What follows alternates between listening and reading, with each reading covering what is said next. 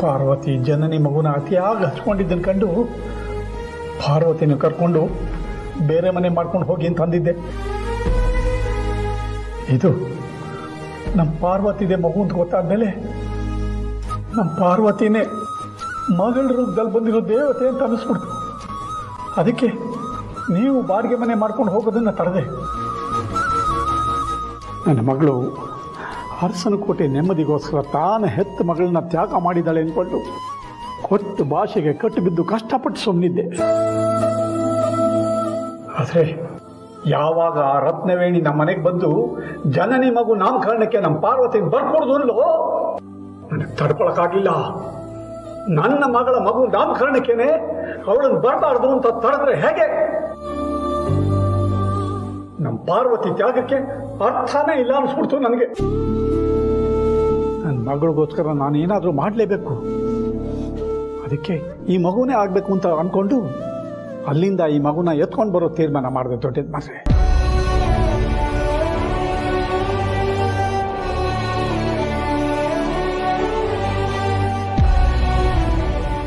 ನೀವೇನೋ ಮಗುನ ನಮ್ಗೆ ಗೊತ್ತಾಗ್ತಿರೋ ಎತ್ಕೊಂಬಂದ್ರಿ, ಆದರೆ CCTV ಫುಟೇಜಸ್ನೆಲ್ಲ ಡಿಲೀಟ್ ಮಾಡಿದ್ಯಾರು?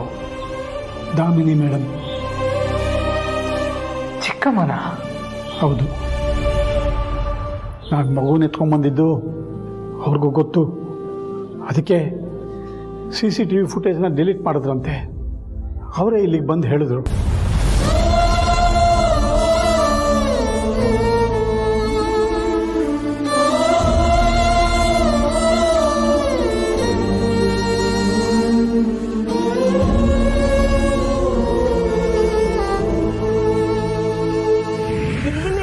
ಇದೆಲ್ಲ ನಾವು ಪಾಪ ಹುಟ್ಟುತ್ತಲ್ಲ ಅವಾಗ ಹಾಕೋದಕ್ಕೆ ಈ ಬಟ್ಟೆ, ಇದು ಟೋಪಿ ಬೆಚ್ಚಗಿರ್ಲಿ ಅಂತ ಈ ಸ್ವೆಟರ್,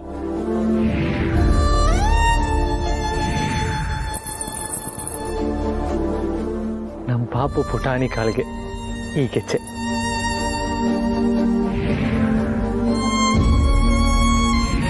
ನೀವೇನೇ ಹೇಳಿ ನನಗೆ ಗಂಡು ಮಗುನೇ ಬೇಕು. ಇಲ್ಲ, ನಮ್ಗೆ ಹುಟ್ಟೋದು ಹೆಣ್ಮಗುನೇ. ನೀನು ನೋಡಬೇಕಾದ್ರೆ ನೀವಿಬ್ರು ಸೊಸೆಯಂದ್ರಿಗೂ ಹೆರಿಗೆ ಆಯ್ತು ಮ್ಯಾಮ್. ಇಬ್ರಿಗೂ ಹೆಣ್ಮಗು ಆಗಿದೆ.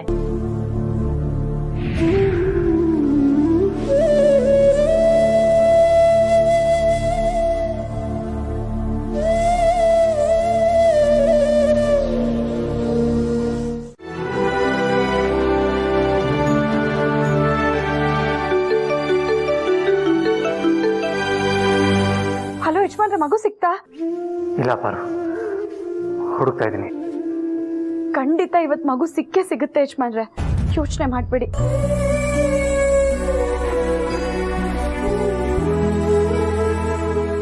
ಹೇಗೆ? ಅದು ಹೇಗೆ ಇಷ್ಟು ಕಾನ್ಫಿಡೆಂಟ್ ಆಗಿ ಹೇಳ್ತಾ ಇದೆಯಾ? ದೇವ್ರ ಫೋಟೋ ಮುಂದೆ ನನ್ನ ಮಗು ಸುರಕ್ಷಿತವಾಗಿದೆಯೋ ಇಲ್ವೋ ಅಂತ ಬೇಡ್ಕೋತಾ ಇದ್ದೆ. ಆಗ ದೇವ್ರು ಬಲಗಡೆಯಿಂದ ಹೂ ಕೊಡ್ತು. ಅಲ್ಲಿಗೆ ನಮ್ಮ ಮಗು ಅಂದ್ರೆ ನಮ್ಮ ಮನೆ ಮಗು ಸುರಕ್ಷಿತವಾಗಿರುತ್ತಲ್ವ ಯಜಮಾನ್ರೆ? ನಿನಗ ನಂಬಿಕೆ ಇದೆ ಅಂದ್ರೆ ಸುರಕ್ಷಿತವಾಗಿರ್ಲೇಬೇಕು. ಮಗು ಕಳೆದು ಹೋದಾಗಿಂದ ನೀನು ಇವಾಗಲೇ ಒಂದು ಸ್ವಲ್ಪ ರಿಲ್ಯಾಕ್ಸ್ ಅಂತ ಅನಿಸ್ತಾ ಇರೋದು. ಅದೇ ನನಗೆ ನೆಮ್ಮದಿ. ಆದ್ರೆ ನನಗೆ ನೀವು ಅಂದ್ಕೊಳ್ತಿರೋಷ್ಟು ನೆಮ್ಮದಿ ಇಲ್ಲ ಯಜಮಾನ್ರೆ. ಯಾಕೆಂದ್ರೆ ಹೊರಗಡೆಯಿಂದ ಹೂ ಬಿತ್ತು, ಆ ಕ್ಷಣಕ್ಕೆ ಸಂತೋಷನೂ ಆಯ್ತು. ಆದ್ರೆ ಸ್ವಲ್ಪ ಹೊತ್ತಾಗ್ತಿದ್ದ ಹಾಗೆ ಮತ್ತೆ ಒಳಗೊಳಗೆ ಭಯ. ಆದ್ರೂ ನೀವು ಭಯದಲ್ಲಿ ಇರಬಾರ್ದು ಅಂತ ಹೂ ಬಿದ್ದ ವಿಷಯನ ಹೇಳ್ದೆ ಅಷ್ಟೆ.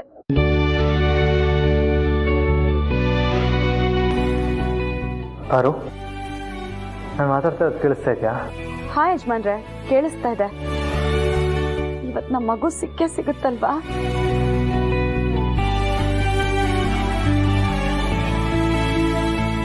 ಹೌದು, ಮಗುನ ಎಲ್ಲಿ ಹುಡುಕ್ತಾ ಇದ್ದೀರಾ? ಇಲ್ಲೇ ಸಿಟಿಯಿಂದ ಹೊರಗಡೆ. ಅಂದ್ರೆ ಅನುಷ್ಕಾ ಮಗುನ ಊರಿಂದ ಆಚೆ ತಗೊಂಡು ಹೋಗಿದ್ದಾಳಂತ ಯಾರಾದ್ರೂ ಏನಾದ್ರು ಹೇಳಿದ್ರಾ? ಇಲ್ಲ, ಹೀಗೆ ಹುಡುಕ್ತಾ ಇದ್ದೀನಿ ಅಷ್ಟೇ. ಹೀಗೆ ಹುಡುಕ್ತಿದ್ದೀನಿ ಅಂದ್ರೆ ಏನ್ ಅರ್ಥ ಯಜಮಾನ್ರೆ? ಈಗ ನೀವೆಲ್ಲಿದ್ದೀರಾ ಹೇಳಿ, ನಾನು ಅಲ್ಲಿಗೆ ಬರ್ತೀನಿ, ಇಬ್ರು ಒಟ್ಟಿಗೆ ಸೇರಿ ಹುಡ್ಕೋಣ.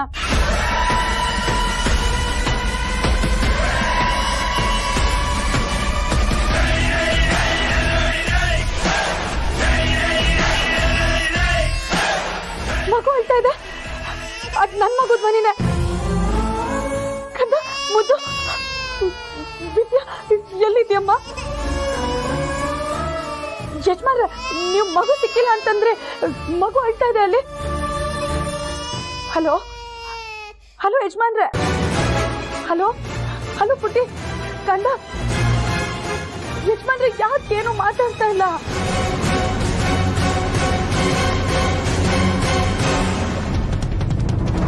ಸಣ್ಣ ಕ್ಲೂ ಸಿಕ್ಕಿದ್ರು ನಿಮಗೆ ಇನ್ಫಾರ್ಮ್ ಮಾಡ್ತೀನಿ ಸರ್.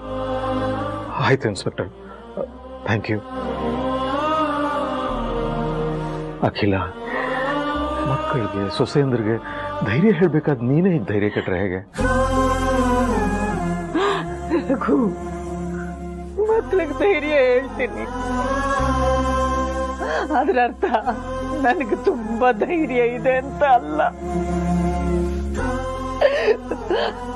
ಮಗು ಕಾಣೆ ಆದ ಕ್ಷಣದಿಂದ ಇಲ್ಲಿವರೆಗೂ ಯಾರಿಗೂ ತೋರಿಸ್ಕೊಳ್ದೆ ನನ್ನೊಳಗೆ ನಾನು ಭಯದಲ್ಲಿ ಒದ್ದಾಡು ಹೋಗ್ತಾ ಇದ್ದೀನಿ. ಮನೆಗೆ 2 ಮೊಮ್ಮಕ್ಕಳು ಬರುತ್ತೆ ಅಂತ ಕನ್ಸ್ಕೊಂಡಿದ್ದೆ. ಅದ್ರಲ್ಲಿ 1 ಮಗುನ ದೇವ್ರು ಕಿತ್ಕೊಂಡ್ಬಿಟ್ಟ. ಅಟ್ಲೀಸ್ಟ್ ಪ್ರೀತು ಜನನಿ ಮಗುನಾದ್ರೂ ಅರಸನ ಕೋಟೆಗೆ ಬೆಳಕಾಗುತ್ತೆ ಅಂತ ತಿಳ್ಕೊಂಡಿದ್ದೆ. ಅದು ಈಗ ಕಾಣೆ ಆಗಿದೆ ಅಂತಂದ್ರೆ ಯಾಕೆ ಆ ದೇವ್ರು ಇಷ್ಟೊಂದು ನಿಷ್ಕರುಣಿ ಆಗ್ಬಿಟ್ಟಿರ್ತಾನೆ? ಆ ದೇವ್ರಿಗೆ ನಮ್ಮೇಲೆ ಕರುಣೆ ಇರೋದಕ್ಕೆ ಅಲ್ವಾ ಒಬ್ಬ ಸೊಸೆಗಾದ್ರೂ ಆರೋಗ್ಯವಂತ ಮಗುನ ಕರುಣಿಸಿರೋದು. ಎಲ್ಲಿದೆ ಎಲ್ಲಿದೆ ಆ ಮಗು?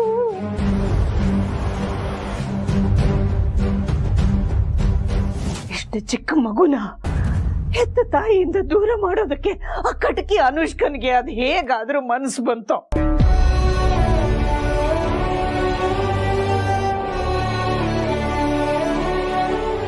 ಅಖಿಲ, ನೀನು ಜನನಿ ವಿಷಯದಲ್ಲಾಗ್ಲಿ ಅವಳು ಹುಟ್ಟುವ ಮಗು ವಿಷಯದಲ್ಲಾಗ್ಲಿ ಏನಾದ್ರೂ ಹರ್ಸ್ಕೊಂಡಿದ್ಯಾ? ಇಲ್ಲ ರಘು, ಆದ್ರೆ ಪಾರ್ವತಿ ವಿಷಯದಲ್ಲಿ ಹರಕೆ ಹೋಗ್ತಿದ್ದೆ. ಪಾರ್ವತಿ ಅವಳ ಮಗು ಇಬ್ರು ಆರೋಗ್ಯವಾಗಿ ಬದುಕಿ ಉಳಿದ್ರೆ ನಿನ್ ಸನ್ನಿಧಾನಕ್ಕೆ ಕರ್ಕೊಂಡು ಬರ್ತೀನಿ ಅಂತ ಹರಿಸ್ಕೊಂಡಿದ್ದೆ.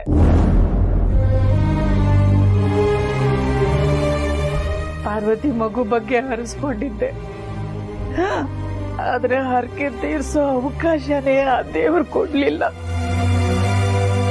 ಆದ್ರೆ ಜನನಿ ಮಗು ಯಾಕೆ ಕಾಣೆ ಆಯ್ತು ಅದು ಗೊತ್ತಾಗ್ತಿಲ್ಲ ರಘು.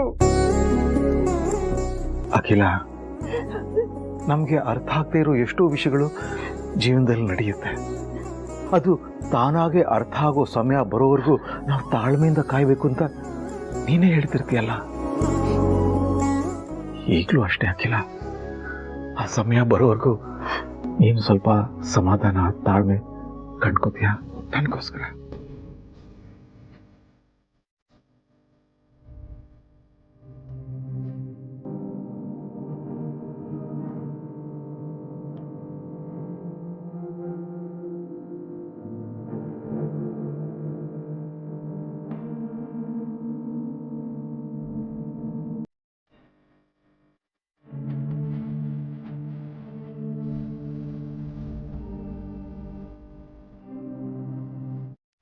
ಜನನಿ, ನಿಮ್ ಬಾಬಾ ಹೇಳಿಲ್ವಾ ನಾಮಕರಣದ ವೇಳೆ ಅಷ್ಟೊತ್ತಿಗೆ ಮಗು ನಿನ್ ಮಡ್ಲಲ್ಲಿರುತ್ತೆ ಅಂತ?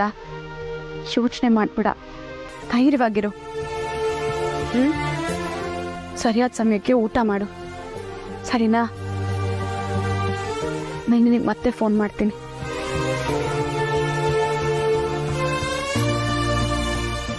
ಅಕ್ಕ, ನಿನ್ನನ್ನು ಅರ್ಥ ಮಾಡ್ಕೊಳ್ಳೋದಕ್ಕೆ ಆಗಲ್ಲ ಅಕ್ಕ. ಒಂದ್ಸಲ ಮಗು ಕಳ್ದೋದ್ರೆ ನಿನ್ ಮಗುನೇ ಕಳ್ದೋಯ್ತು ಅನ್ನೋ ಥರ ಅಳ್ತೀಯ. ಇನ್ನೊಂದ್ಸಲ ಜನನಿ ಅಕ್ಕಂಗೆ ನಿಂಗೆ ಕಳ್ದೋಗಿರೋ ಮಗು ಸಿಗುತ್ತೆ, ಏನು ಭಯ ಪಡ್ಬೇಡ ಅಂತ ನೀನೇ ಸಮಾಧಾನ ಮಾಡ್ತೀಯ. ಹೇಗ್ ಸಾಧ್ಯ ಅಕ್ಕ? ಒಬ್ಬ ತಾಯಿ ಕಷ್ಟ ಇನ್ನೊಬ್ಬ ತಾಯಿಗೆ ಮಾತ್ರ ಅರ್ಥ ಆಗೋಕ್ ಸಾಧ್ಯ. ಆದ್ರೆ ಅದ್ ಹೇಳಿದ್ರು ನಿನಗೆ ಅರ್ಥ ಆಗಲ್ಲ. ದೊಡ್ಡೋರ್ ತರ ತಲೆ ಕೆಡಿಸ್ಕೊಳ್ಳೋದನ್ನ ಬಿಟ್ಟು ಹೋಗಿ ಊಟ ಮಾಡು. ಇಲ್ಲ, ನೀನು ಊಟ ಮಾಡೋವರೆಗೂ ನಾನು ಊಟ ಮಾಡಲ್ಲ. ಗಣಿ, ನಿನಗೆ ಊಟ ಮಾಡು. ಅಪ್ಪ ಬರ್ತಿದ್ದ ಹಾಗೆ ನಾನು ಅಪ್ಪನ ಜೊತೆ ಊಟ ಮಾಡ್ತೀನಿ. ಸರಿ.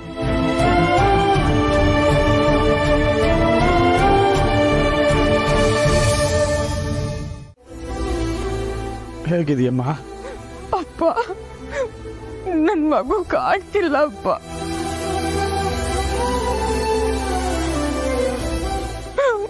ತುಂಬಾ ಭಯ ಆಗ್ತಿದೆ. ಬದುಕಿದೀನಿ ಅಂತ ಹೇಳ್ಬೋದಷ್ಟೆ.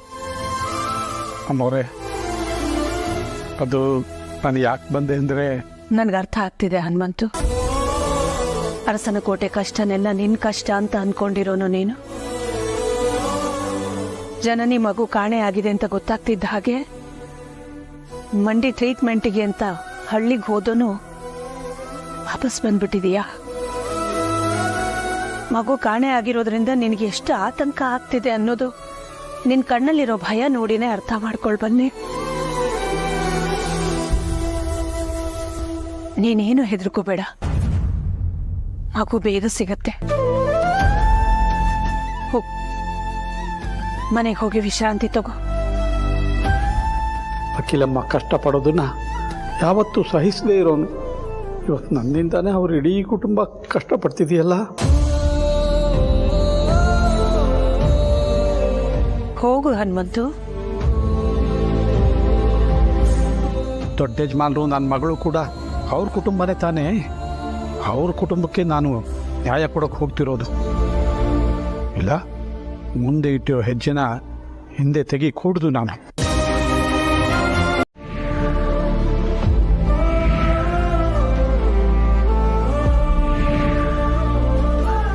ಹೂನಮ್ಮ, ಮಗು ನೆಲದ ಮೇಲೆ ಪಾಪ ಶೀತದಿಂದ ಮಲಗಿತ್ತು. ತೊಟ್ಟಲ್ಲಿ ಆಗ್ತಿದ್ದಂಗೆ ತುಂಬ ಖುಷಿ ಪಡ್ತು. ಅಗತ್ಯ ಇರೋ ಮಗುಗೆ ತೊಟ್ಲು ಕೊಟ್ರೆ ನಮ್ಮ ಮಗು ಬೇಗ ಸಿಗುತ್ತೆ ಅಂತ ಹೇಳಿದ್ಯಲ್ಲಪ್ಪ. ನಮ್ಮ ಮಗು ಬೇಗ ಸಿಗುತ್ತಲ್ವಪ್ಪ? ಖಂಡಿತ ಸಿಗುತ್ತಮ್ಮ. ಆದಷ್ಟು ಬೇಗ ನಮ್ಮ ಮನೆಗೂ ಬರುತ್ತೆ, ನಂಬಿಕೆ ಇಟ್ಕೋ. ನೀನಾಗ್ಲಿ ಯಜಮಾನ್ರಾಗ್ಲಿ ಈ ಥರ ಧೈರ್ಯದ ಮಾತು ಹೇಳಿದಾಗ ನನಗೆ ಧೈರ್ಯ ಬರುತ್ತೆ. ಆದರೆ ಒಂದು ಸ್ವಲ್ಪ ಹೊತ್ತು ಆಗ್ತಿದ್ದಾಗೆ ಮತ್ತೆ ಆತಂಕ ಶುರುವಾಗ್ಬಿಡುತ್ತಪ್ಪ. ಬರೀ ನನಗೆ ಮಾತ್ರ ಅಲ್ಲಪ್ಪ, ಅರ್ಸನ್ ಕೋಟೆಲ್ ಎಲ್ಲರೂ ಆತಂಕದಲ್ಲಿದ್ದಾರೆ. ಈಗ ನೀನು ಅಲ್ಲಿಂದನೇ ಬಂದಿಯಲ್ಲ, ನಿನಗೆ ಗೊತ್ತಾಗಿರ್ಬೇಕು ತಾನೆ. ಅತ್ತೆಯಮ್ಮ ಪದೇ ಪದೇ ಪೊಲೀಸರಿಗೆ ಫೋನ್ ಮಾಡ್ತಾ ಇದ್ರು. ಫೋನ್ ಮಾಡಿದಾಗೆಲ್ಲ ಸಿಗ್ತಿದ್ದ ಉತ್ತರ ಮಗು ಸುಳಿಗ್ ಸಿಕ್ಕಿಲ್ಲ ಅಂತ. ಎಲ್ರಿಗೂ ಆತಂಕ ಜಾಸ್ತಿ ಆಗ್ತದೆ ಅಪ್ಪ. ಎಲ್ಲರೂ ಆತಂಕದಲ್ಲಿದ್ದಾರೆ ಅಂತ ಹೇಳಿದೆ. ಆದರೆ ಹೆತ್ತ ತಾಯಿಯಾಗಿ ಎಲ್ರಿಗಿನ ಹೆಚ್ಚು ಆತಂಕದಲ್ಲಿ ನೀನಿದೆಯಾ ಅಂತ ನನಗೆ ಗೊತ್ತಮ್ಮ.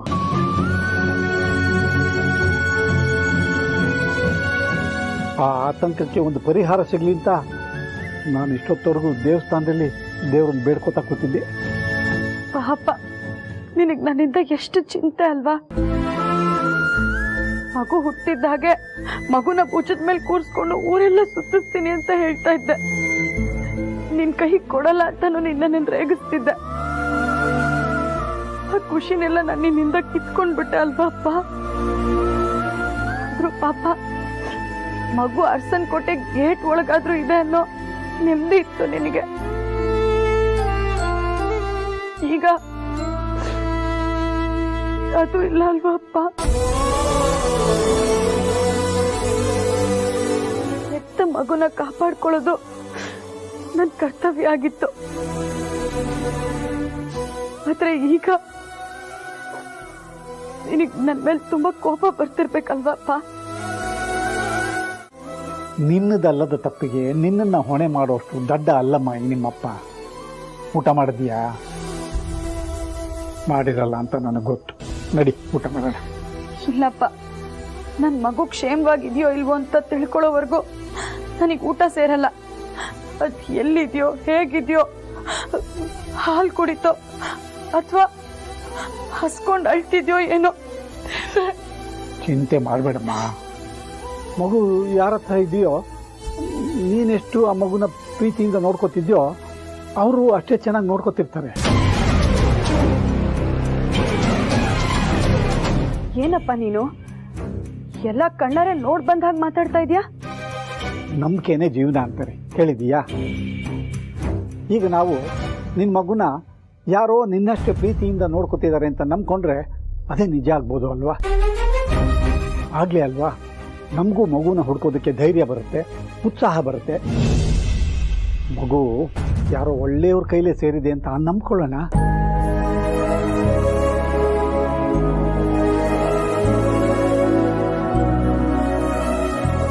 ನಿಮ್ಮ ಮಗು ಆದಷ್ಟು ಬೇಗ ಸುರಕ್ಷಿತವಾಗಿ ಮನೆಗೆ ಬಂದು ಸೇರ್ಕೊಳುತ್ತೆ ಅಂತ ಅಂದ್ಕೊಳ್ಳೋಣ. ಹಾಗೆ ಅನ್ಕೊಳ್ಳೋದು ನಿಜ ಆಗುತ್ತೆ ಅನ್ನೋದಾದ್ರೆ ನಾನು ಹಾಗೆ ಅನ್ಕೋತೀನಪ್ಪ. ಒಟ್ನಲ್ಲಿ ನನ್ನ ಮಗು ನನ್ನ ಮನೆಗೆ ಬಂದು ಸೇರಿದ್ರೆ ಸಾಕು. ಪಾಪ ಅಪ್ಪ, ಜನನಿ ಕಣ್ಣೀರ್ನ ನನ್ನಿಂದ ನೋಡೋದಕ್ಕಾಗ್ತಿಲ್ಲ.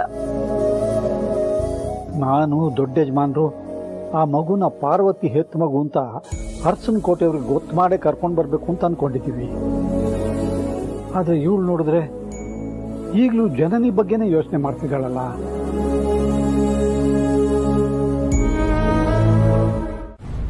ಅಪ್ಪ, ನನ್ನ ಮಗಳಿಗೂ ಯಾರಾದರೂ ಇದೇ ರೀತಿ ಊಟ ಅಂದರೆ ಹಾಲು ಕುಡ್ಸೋರ್ ಜೊತೆಲಿದ್ರೆ ಚೆನ್ನಾಗಿರುತ್ತಲ್ವಾ ಅಪ್ಪ?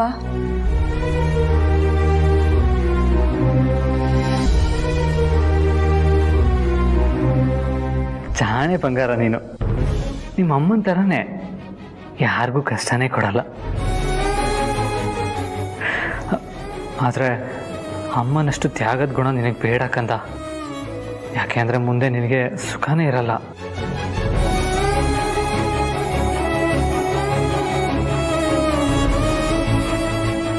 ನಿಮ್ಮಮ್ಮ ದೇವತೆ. ನಮ್ಮ ಮನೆತನದ ಸುಖ ಸಂತೋಷಕ್ಕಾಗಿ ನಿನ್ನನ್ನು ತ್ಯಾಗ ಮಾಡಿಬಿಟ್ಲು. ಆದರೆ ನಿಮ್ಮಪ್ಪ ಹಾಗಲ್ಲಕ್ಕಂತ ಯಾವತ್ತೂ ನಿನ್ನನ್ನು ಮಾತ್ರ ಇನ್ನೊಬ್ರಿಗೆ ಬಿಟ್ಕೊಡಲ್ಲ.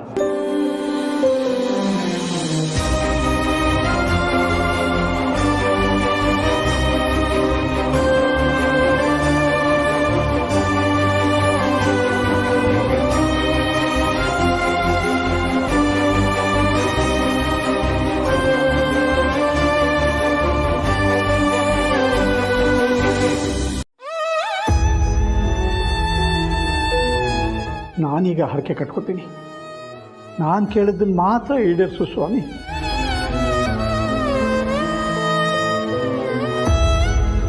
ವಕೀಲಮ್ಮನಿಂದ ಹಿಡಿದು ಪ್ರತಿಯೊಬ್ಬರಿಗೂ ಆ ಮಗು ನನ್ನ ಮಗಳದು ಅಂತ ಗೊತ್ತಾಗಬೇಕು.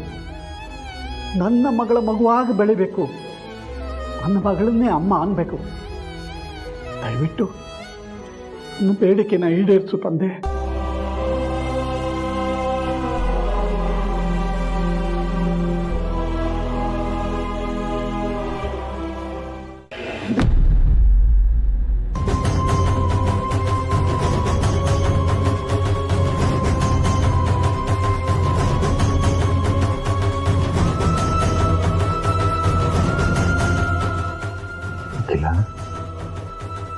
ಯಾಕೆ ಇಲ್ಲಿ ಬಂದ್ಕೋತಿದ್ಯಾ?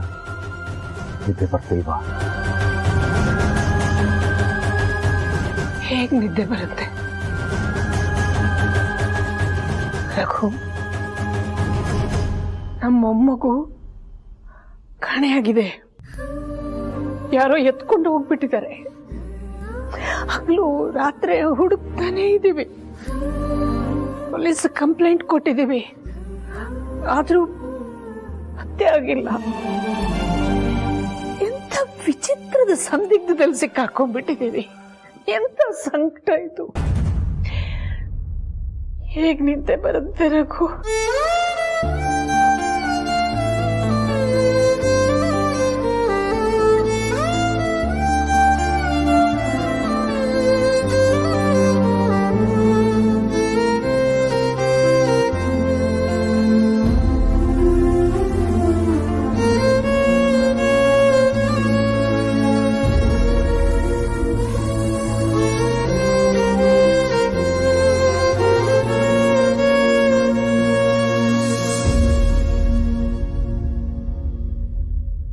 ದೇವ್ರೆ, ನಾನು ಹರಕೆ ಹೊತ್ಕೊಂಡಿದ್ದೀನಿ. ಹರಕೆ ಮರಕ್ಕೆ ನನ್ನ ಮಗಳು ಹೆತ್ತ ಮಗು ನನ್ನ ಮಗಳನ್ನೇ ಅಮ್ಮ ಅಂತ ಕರಿಬೇಕು ಅಂತ. ಆದರೆ ಆ ಮಗು ಜನನಿ ಮಡಲ್ ಸೇರಬೇಕು ಅಂತ ನನಗಿಂತ ಮೊದಲು ಪಾರ್ವತಿ ಹರಿಸ್ಕೊಂಡಿದ್ದಾಳೆ. ಅವಳು ಒತ್ತಾರಕ್ಕೆ ಫಲಿಸ್ಬಿಟ್ರೆ ಬೇಡ, ದಯವಿಟ್ಟು ಹಾಗಾಗದೆ ಇರಲಿ ದೇವ್ರೆ. ನಿನಗೆ 101 ತೆಂಗಿನಕಾಯಿ ಹೊಡಿತೀನಿ.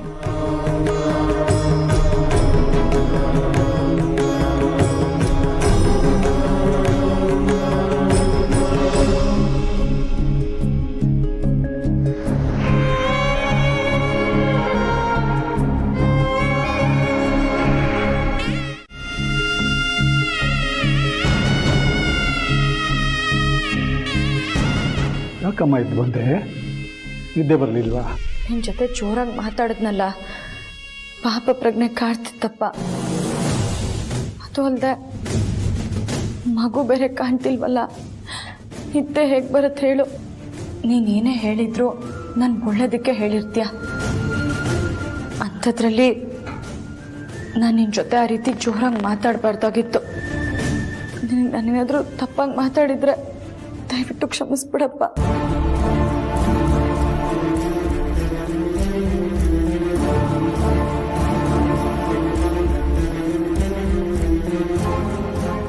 ಒಂದು ಮಾತಪ್ಪ, ಮಗು ಸಿಕ್ಕಿದ್ಮೇಲೆ ಮಗುನ ನೀನೇ ಉಳಿಸ್ಕೊ ಅಂತ ಮಾತ್ರ ಹೇಳ್ಬೇಡ. ಅದು ಜನನಿ ಮಗು, ಯಾವತ್ತಿದ್ರೂ ಜನನಿ ಹತ್ರನೇ ಇರಬೇಕು.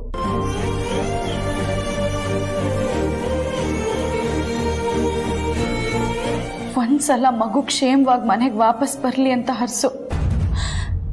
ನಾನು ನಿನ್ನ ಹತ್ರ ಅಷ್ಟೇ ನಿರೀಕ್ಷೆ ಮಾಡೋದು. ಯಾಕೆ ಅಂದ್ರೆ ಅಷ್ಟು ಚಿಕ್ಕ ಮಗುನ ತಾಯಿ ಕೈಯಲ್ಲಿ ಮಾತ್ರ ಸಂಭಾಳಿಸೋದಕ್ಕೆ ಸಾಧ್ಯ ಅಪ್ಪ. ಅಂದ್ರೆ ಜನನಿಗೆ. ಪಾಪ ದೊಡ್ಡ ಯಜಮಾನ್ರು ತಮ್ಮ ಮಗು ಅದು ಅಂತ ಗೊತ್ತಾದ ಖುಷಿಗೆ ನನ್ನ ಮಗಳ ಹತ್ರ ನಾನೇ ಇರ್ತೀನಿ ಅಂತ ಅಲ್ಲೇ ಉಳ್ಕೊಂಡ್ಬಿಟ್ರು. ಆದರೆ ಅವ್ರಿಗಾದರೂ ಅಷ್ಟು ಚಿಕ್ಕ ಮಗುನ ಸಂಭಾಳಿಸೋಕ್ಕಾಗುತ್ತೋ ಇಲ್ವೋ? ಅದು ಇಡೀ ರಾತ್ರಿ. ದಯವಿಟ್ಟು ಕ್ಷಮಿಸ್ಬಿಡಿ.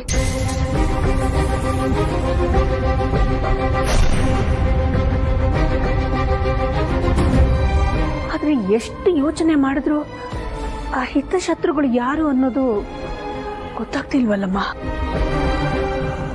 ನನಗೂ ಕೂಡ ಗೊತ್ತಾಗ್ತಿಲ್ಲ ಅದಕ್ಕೆ. ಈ ಕ್ಷಣಕ್ಕೆ ನಮ್ಗೆ ಯಾರಿಗೂ ತೋಚ್ತಾ ಇರ್ಬೋದು, ಆದ್ರೆ ನೀವೆಲ್ಲರೂ ಯೋಚನೆ ಮಾಡಿ ನೋಡಿ, ಖಂಡಿತ ಗೊತ್ತಾಗ್ಬೋದು. ಹಾ ಪಾರ್ವತಿ, ಖಂಡಿತ ಎಲ್ಲರೂ ಯೋಚನೆ ಮಾಡ್ತೀವಿ. ಹಾಗೆ ಒಂದು ವೇಳೆ ಏನಾದರೂ ನಮಗೆ ಯಾರ ಮೇಲಾದರೂ ಡೌಟ್ ಬಂದರೆ ಖಂಡಿತ ನಿನಗೆ ತಿಳಿಸ್ತೀವಿ, ಪೊಲೀಸ್ನವ್ರಿಗೂ ಹೇಳ್ತೀವಿ. ಅದಕ್ಕೆ ತುಂಬ ಹೊತ್ತಾಗಿದೆ, ಬನ್ನಿ ಮನೆಯವ್ರಿಗೂ ಬಿಟ್ಟು ಬರ್ತೀನಿ. ಸರಿ ಪಾರ್ವತಿ, ದೇವ್ರ ಮೇಲೆ ಭಾರ ಹಾಕ್ಬಿಡಮ್ಮ. ನಾವು ಎಲ್ಲ ಅದೇ ಮಾಡ್ತಿರೋದು. ಒಂದು ಸ್ವಲ್ಪ ಮಲ್ಕೊಂಡು ವಿಶ್ರಾಂತಿ ತಗೊಮ್ಮ.